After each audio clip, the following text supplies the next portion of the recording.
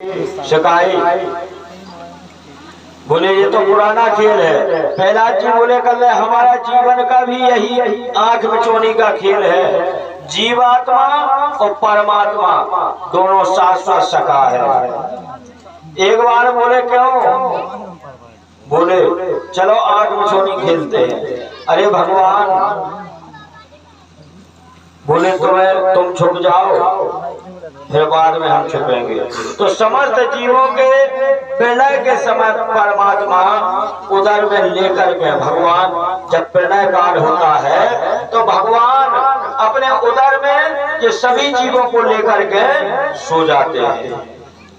और देखो जब सृष्टि रची जाए तो कर्म के अनुसार ढूंढ ढूंढ करके भगवान सबके लाजे जन्म देते हैं। और जो जैसा कर्म करके आता है उसके लाजे वैसे ही फल प्राप्त होता है। यह जगदीश्वर का खेल है। प्रहलाद जी को जब इस प्रकार से देखा, हिरण्यकश्यप मन में विचार करने लगा कि हमारे घर में अरे कोई हमारा ही शत्रु बना हुआ बैठा है। एक दिन की बात, प्रहलाद जी ने इनके लाजे सागर में पटको, काल कोठरी में डालो, पर्वत से गिराओ, फिर भी प्रहलाद जी के लाजे कछु नहीं हुआ। साबलम बलराम चाप्रेश। पिताजी यह बलवान के बलवान है। आप तीनों लोगों के विजेता मानते हो अपने आप को, लेकिन वे सभी के विजेता हैं। काम क्रोध से जो शत्रु हमारे भीतर घुसे बैठे हैं आज उनके ऊपर ये अधीन है। अब तो क्रोधावती सम्मोहना स्मृति विभंग स्मृति भद्रास बुद्धिनाश प्रजति। क्रोध में अंधा हुआ है ना कश्यप चिल्ला पड़ा, अरे मूर्ख, तेरा भगवान यदि तू सबको बल पराक्रम प्रदान करता है तो काम क्रोध भीतर अपने ही अंदर काम और क्रोध है। और विजेता उसके लाजे कहा जाता है जो अपनी बुद्धि को छोड़ करके और बुद्धि कुछ भी कहे लेकिन भगवान के भजन में विघ्न ना हो। इसीलिए से प्रहलाद जी ने से कहा, प्रहलाद जी हिरण्यकश्यप बोले करने का, प्रहलाद जी बताओ कि तेरा भगवान इस खंबा में है? प्रहलाद जी बोले हाँ। प्रहलाद जी ने जैसे ये कहा सो हिरण्यकश्यप ने एक घुमा कर गदा का प्रहार किया, सो खम्मा फट गया और भगवान नरसिंह रूप प्रकट हो गया। बोलो वृंदावन बिहारी लाल की, बोलो नरसिंह महाराज की।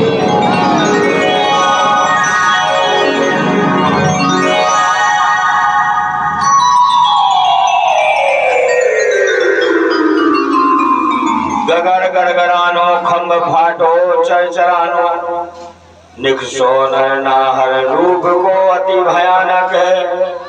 और गगड़ गड़गड़ावे दसन जीव लप लपावे, चितवन सरोज मानो अन्य जात खानो है। नरसिंह भगवान ने इतना भयंकर अट्टहास किया कि सारे दैत्य मूर्छित होकर गिर पड़े। हिरण्यकश्यप भी घबरा गया और मन में सोचने लगा, मैं तो वरदान प्राप्त हूँ, ब्रह्मा जी मेरी रक्षा करो, मैं क्यों डरूं। और जैसे ही वरदान को स्मरण करो और ढाल तलवार हाथ में लेकर के और भगवान से मध्याह्न 12 बजे नरसिंह भगवान प्रकट हुए थे, सो 2 जनन में युद्ध छिड़ गया।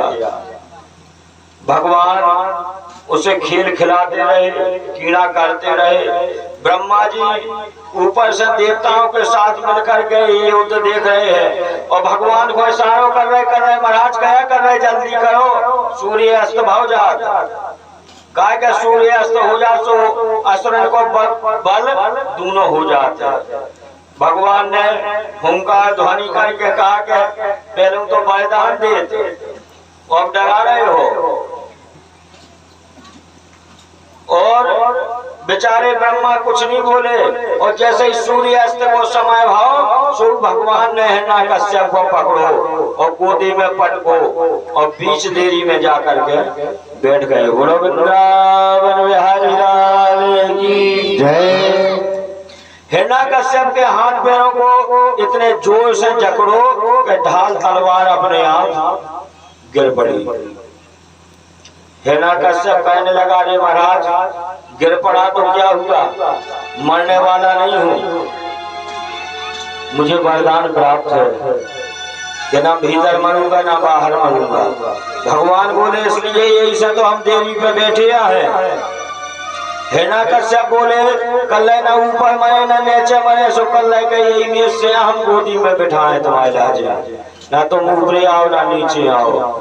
हिरण्यकश्यप ने कहा कि महाराज ना मैं अस्त्र से मरूंगा ना शस्त्र से। सो कल जी नाखून देख रहे तुम, जो तुम्हारी राजी बनवाया हमने अस्त्र। हिरण्यकश्यप बोले कल महाराज ना हम जानवर से मरे ना मनुष्य से मरे। सो कल हमको दिखाई दे रहे तुम्हें, ना हम जानवर या ना मनुष्य। अब तो घबराया, वरदान मांगा था ब्रह्मा जी से, सृष्टि में किसी से नहीं मरूंगा। भगवान बोले कल सुन, ब्रह्मा को मैं बनाता हूँ, ब्रह्मा मुझे नहीं बनाता है। बोले महाराज एक वरदान हो जाएगा। कल कल 12 महीना में नहीं मरे। सो कल जो स्पेशल महीना जो हमने जो 13 महीना बनाओ तुम्हारे इलाज स्पेशल तुम्हारे इलाज बनाओ। भगवान बोले यहाँ अधिक मास जो चल रहा है 13वां महीना जो तुम्हारी इलाज यहाँ है। सत्यम विवाहतम व्यक्तते चामृतम सत्यवेशवः। ब्रह्मा जी के समस्त वरदानों को प्रभु ने रक्षा की और सरकारियों के श्राप की रक्षा करने के लिए भगवान इस रूप में आए और अपने भक्त प्रहलाद के वचन को सत्य करने के लिए भगवान खम्मा से प्रकट हुए। अंतोगत्वा ब्रह्मा जी के वरदानों का भी पालन किया और फिर उसके हिरण्यकश्यप के उदर में अपने नाखूनों को भोंक करके और उसकी आंतों को बाहर निकाल करके माला बना करके धारण कर ली। बोलो वृंदावन बिहारी लाल की। अब भगवान तो रक्त रंजित कर कमल और भयंकर मुख देखकर